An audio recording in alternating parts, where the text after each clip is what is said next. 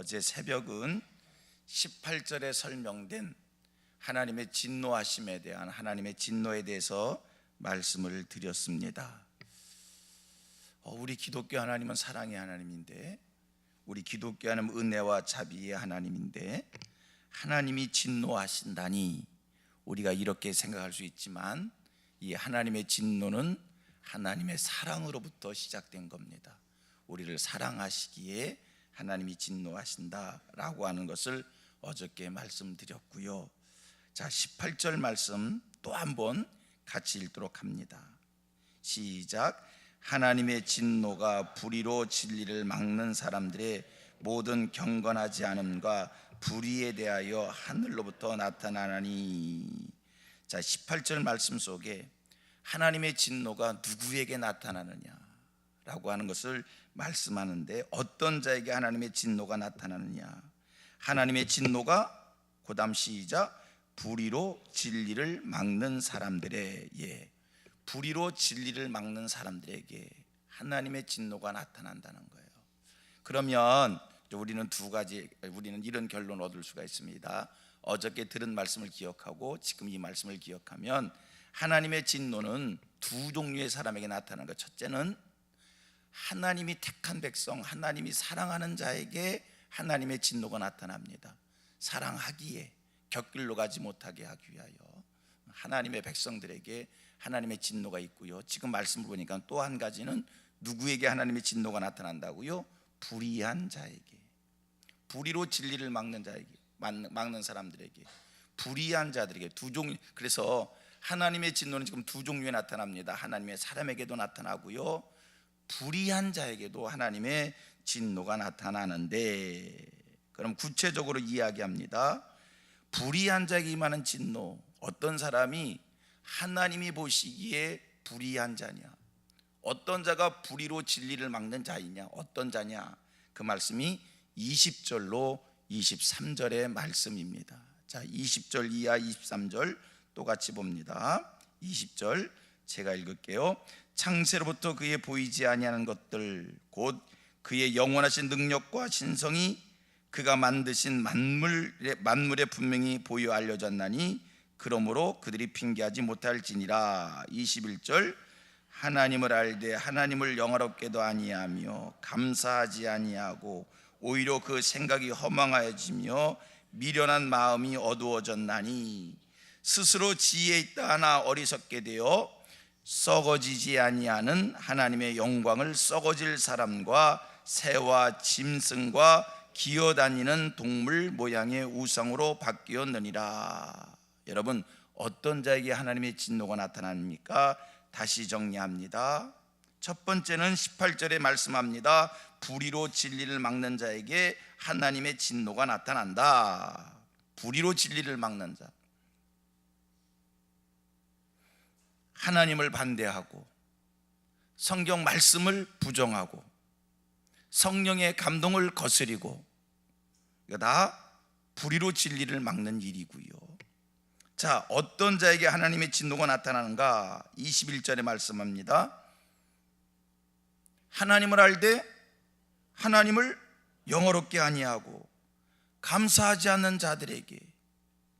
23절에 말씀합니다. 우상 숭배를 일삼는 그런 자들에게 하나님의 진노가 나타난다. 그리고 성경은 또 설명을 합니다. 하나님의 진노가 땅에 쏟아져도 인생들은 변명할 수 없다는 거예요. 항거할 수 없다는 거예요.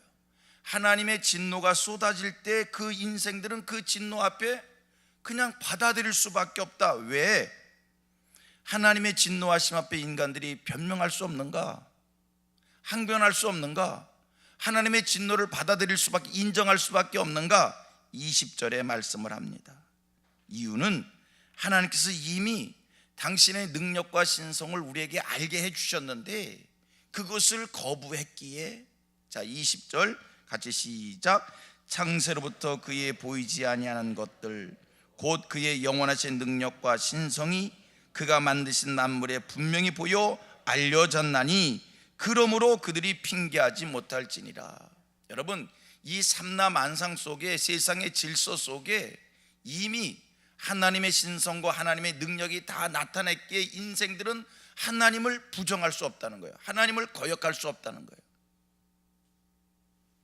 저와 여러분들이 지혜 있는 자들 되셔서 첫 번째, 세상에 되어지는 모든 일들, 하나님이 창조하신 이 창조 세계의 질서를 통해 하나님을 볼 수 있게 되기를 바랍니다. 하나님을 인정할 수 있게 되기를 축복합니다. 그리고 하나님의 진노와 상관없는 자들, 여러분, 그리고 우리가 가만히 보면 우리들이 얼마든지 하나님을 인정할 수밖에 없어요. 우리 사람을 하나님이 창조하셨습니다. 그걸 부정한다고 쳐요. 하나님이 어디 계셔? 그래도요, 사람 인생, 누군가는 사람을 만든 자가 있을 거 아니냐? 누군가는, 그렇잖아요. 누군가는 사람을 만든 자가 있을 거 아니냐? 누군가는 이 세상 만물을 창조한 자가 있을 거 아니냐? 그리고 생각해 보셔봐요. 사람의 신체가 얼마나 신비한지, 자연 세계의 질서가 얼마나 신비한지, 지구의 공전과 자전을 반복하여도 한 번도 충돌이 일어나지 아니야. 사계절의 변화가 얼마나 그렇게 치밀하고 오묘한지, 이런 세상 만물 누군가가 창조하신 거고, 우리는 겸손한 마음으로 이 세상 만사를 바라다 보았을 때 하나님이 계신 것을 인정할 수밖에 없기에, 하나님이 이 땅에 하나님의 진노를 쏟아 부으셔도, 불의를 일삼는 자들에게, 악한 자들에게 하나님이 진노를 쏟아 부어도 우리가 하나님의 진노의 대상이 돼도 핑계할 수 없고, 오직 하나님의 진노가 임할 때 회개하고 통회하고 자복할 일밖에 없다. 성경은 이 말씀을 주고 있습니다. 이제 한 가지 마지막으로 또 살핍니다. 그러면 구체적으로 하나님이 이 땅에 진노를 쏟으신다고 할 때 하나님의 진노하심이 어떻게 나타나는가? 여러분, 하나님의 진노라고 해서 몽둥이로 두들겨 패듯이 어떤 큰 고통과 아픔과 징그러움이 나타나는 것이 절대 아닙니다. 하나님의 진노하심이라고 하는 것이 소금 찌듯한 고통이 있는 게 아닙니다. 24절 25절 말씀을 보면서 좀 깜짝 놀랄 수 있게 되기를 바랍니다. 아, 이것도 하나님의 진노이구나. 저와 여러분들이 이런 진노를 오늘 받고 있는 것은 아닌지 살필 수 있기를 바랍니다. 어떠한 우한 질고가 찾아오는 그것만 하나님의 진노로 생각할 게 아니라 24절 25절 말씀을 보면 이런 것도 하나님의 진노라는 거예요. 그러고 보면 지금 내가 하나님 앞에 엄청난 진노를 받고 있는지도 몰라요. 깨달을 수 있기를 바랍니다. 24절 25절, 자, 시작. 그러므로 하나님께서 그들을 마음의 정욕대로 더러움에 내버려 두사 그들의 몸을 서로 욕되게 하셨으니 이는 그들이 하나님의 진리를 거짓 것으로 바꾸어 피조물을 조물주보다 더 경배하고 섬김이라. 주는 곧 영원히 찬송할 이시로다. 아멘. 보세요. 그러므로 하나님께서 그들을 마음의 정욕대로 더러움에 내버려 두사 그들의 몸을 서로 욕되게 하게 하셨으니, 하나님께서 그들의 마음을 정욕대로 더러움에 내버려 뒀다는 거예요. 정욕대로 더러움에 내버려 뒀다는 거예요. 그래서 그 사람들의 삶이 욕되게 했다는 거예요.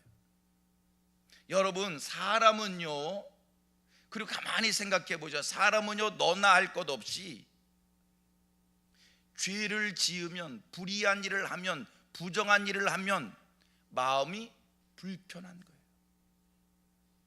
하나님을 아느냐 모르냐가 문제가 아닙니다. 누구든지 악한 일을 하면 마음이 편하지 않는 거예요. 이건 당연한 거예요. 그런데 우리 하나님께서 진노를 바라시면 내가 이 세상을 살아가면서 욕된 일을, 정욕대로 살아도, 욕된 일을 해도, 불의한 일을 해도 마음이 아무렇지도 아니하고, 내가 누구에게 아픔을 줬습니다, 고통을 줬습니다, 그럼 내 마음도 아파야지요. 내 마음도 고통스러워야지요. 그렇지 않습니까? 그런데 내가 누구의 마음을 아프게 했습니다, 힘들게 했습니다, 그래 나는 아무렇지도 않은 거예요. 그런데 내가 어디 가서 양심을 속이고 물건을 집었습니다, 사욕을 채웠습니다, 그러면 그 순간은 미혹을 받아서 그 일을 했다 할지라도 돌아서면은 아이쿠야 참 내가 이런 일을 했구나 라고 하는 양심의 가책이 있어야 됩니다. 그런데 아무런 양심의 가책이 없습니다.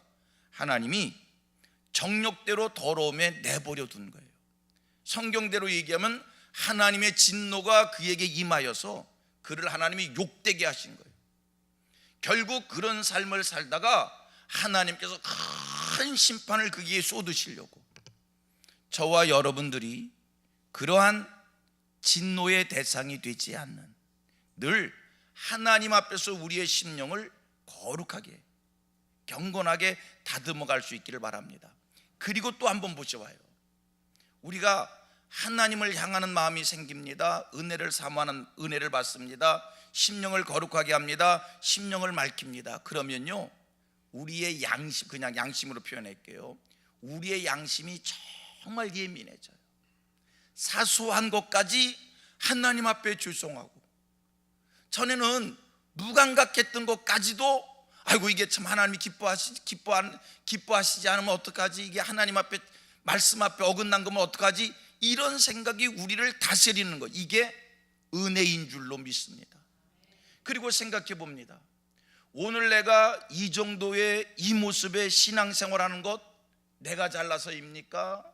내가 의로워서입니까? 하나님께서 우리에게 경건하게 살 수 있는 감동을 늘 주셨기에 이 세상 속에서 내 삶이 지켜지는 거예요. 하나님이 내게서 떠나는 순간 내가 불의를 일삼아도, 이 세상을 내가 정욕대로 살아도, 우상 숭배를 해도, 부정한 일을 해도, 하나님의 말씀을 거역해도 나는 무감각한 자가 되는 거예요. 하나님이 방임해 버리신 거예요. 이게 하나님의 무서운 진노입니다.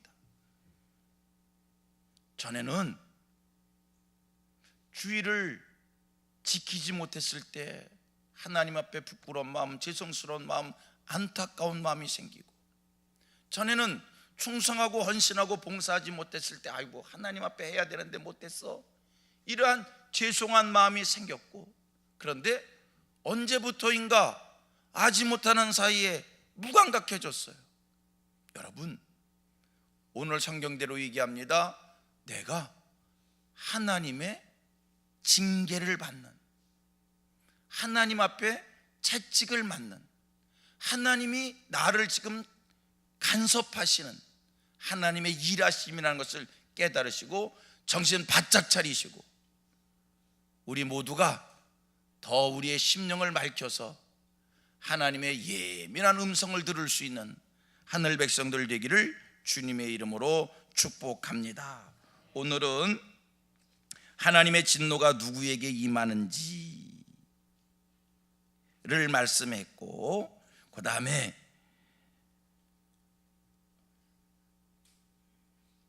어떤 자에게 하나님의 진노가 임하느냐를 설명하면서 우리가 하나님의 진노를 받을 때 변명할 수 없다. 왜? 이미 하나님이 다 당신을 우리에게 알려주셨고 보여주셨기에, 오직 하나님의 진노가 임할 때 정신 바짝 차리고 하나님 앞에 돌아서는 지혜를 가져라. 그 다음에 또 한 가지, 하나님의 진노가 구체적으로 어떻게 우리에게 임하는지에 대한 말씀을 드렸습니다. 기도하겠습니다.